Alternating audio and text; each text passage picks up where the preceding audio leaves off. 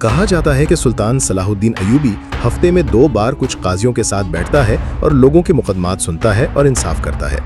وہ کہتے تھے کہ عدالت میں وہ کسی کی طرفداری نہیں کرتا، نہ ہی کسی قاضی کو ایسا کرنے دیتا ہے، اور نہ ہی وہ غیر قانونی طور پر کسی کو رعایت دیتا ہے۔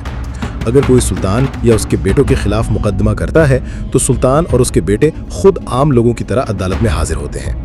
وہ کہتے تھے کہ اگر سلطان یا اس کے بیٹے مقدمہ جیت جاتے ہیں تو جن لوگوں نے مقدمہ کیا ہوتا ہے وہ ان سے ناراض نہیں ہوتے، بلکہ ان کو انعامات اور اعزازات سے نوازا جاتا ہے تاکہ وہ آئندہ اپنی کمزوریوں اور غلطیوں پر نظر رکھ سکیں۔